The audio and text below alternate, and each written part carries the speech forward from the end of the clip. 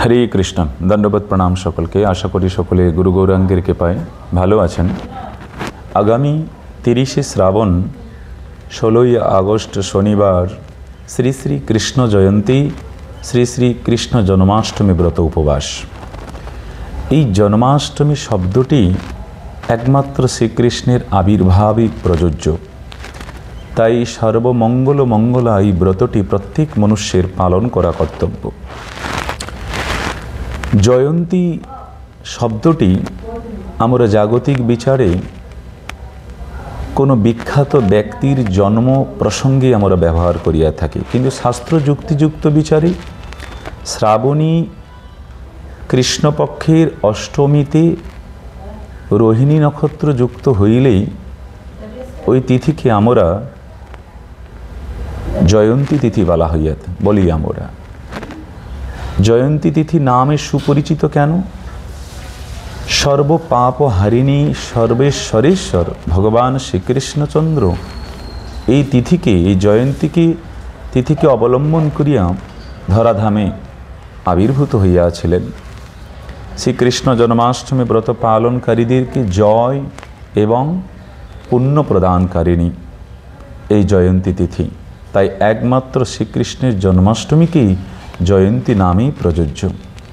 ভগবান শ্রীকৃষ্ণচন্দ্র তার অচিন্ত শক্তি বলে যশোমতী মাতার গর্ভে গোপাল রূপে আবির্ভূত হইয়াছিলেন, তেমনি মথুরাতেও দেবকী মাতার গর্ভে চতুর্ভুজ রূপে আবির্ভূত হইয়াছিলেন।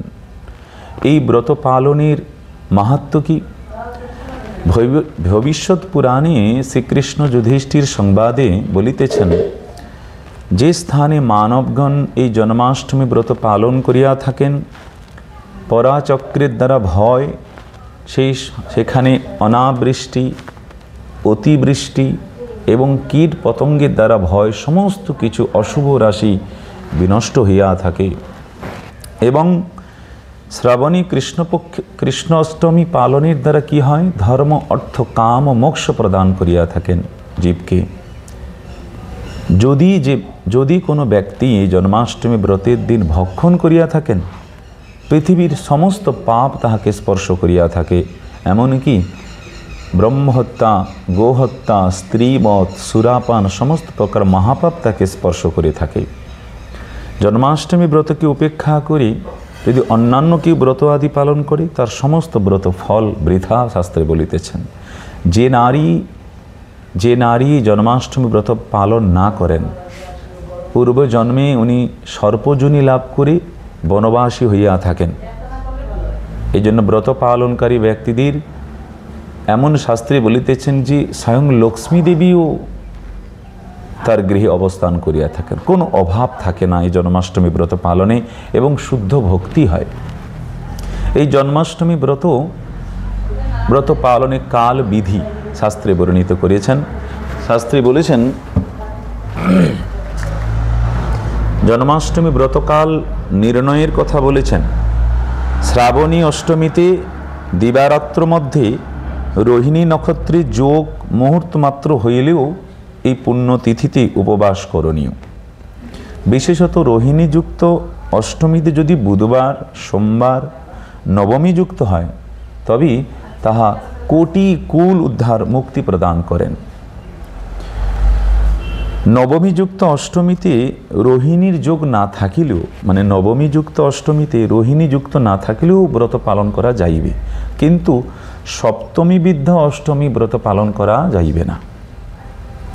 আর এই ব্রত পালনের বিধি কি? ব্রত পালনের বিধি যারা একাদশী পালন করেন, যারা দীক্ষিত তারা তো সবটাই জানেন, কিন্তু যারা শ্রদ্ধালু একাদশী ব্রত যারা পালন করেন, যেমন নিয়ম একাদশীর পূর্বে এবং দ্বাদশীতে যেমন নিরামিষ এবং একাদশীতে উপবাস, তেমনি এই অষ্টমী তিথির পূর্বে সপ্তমী এবং নবমী তিথিতেও সেই নিয়ম পালন করিবে। ব্রতের পূর্বের দিন ব্রাশ করে নেবে, ব্রতের দিন সংকল্প করিবে ভগবানের কাছে। কি সংকল্প? সংকল্পের মন্ত্র শাস্ত্রে বলিতেছেন, অদ্য স্থিতা নিরাহারো সোভূতে পরমেশ্বর ভোক্সামি দেবকী পুত্র অস্মিন জন্মাষ্টমী ব্রতে। ভগবানের কাছে ব্রতের দিন সংকল্প করিতে হইবে। এবং জগৎগুরু শিলা প্রভুপাদ ভক্তি সিদ্ধান্ত সরস্বতী গোস্বামী ঠাকুর বলিতেছেন, এই ব্রতের দিন চৈতন্য ভাগবত, চৈতন্য চরিতামৃত, তিনি রাধা কৃষ্ণের মিলিত তনু শ্রী গৌর সুন্দরীর লীলা কথা আলোচনা করিতে বলিতেছেন।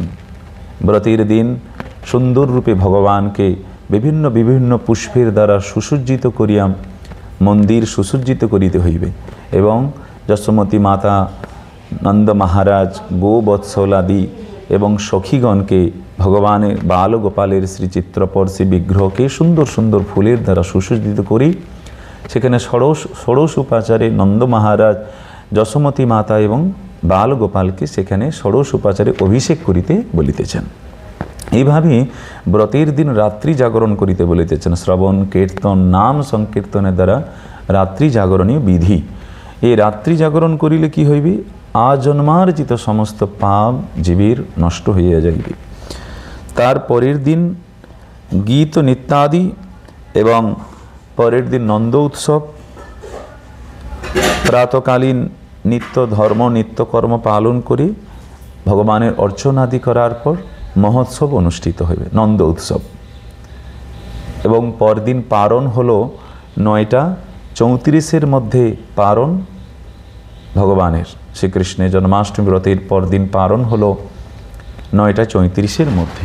শাস্ত্রে উল্লেখিত আছে 31 শ্রাবণ 17 আগস্ট রবিবার শ্রী শ্রী জন্মাষ্টমী ব্রতের পারণ, শ্রী শ্রীকৃষ্ণ জন্মাষ্টমী ব্রতের পারণ, শ্রী নন্দ উৎসব। পারণ হলো পূর্বাহ্ন 9:34 মধ্যে।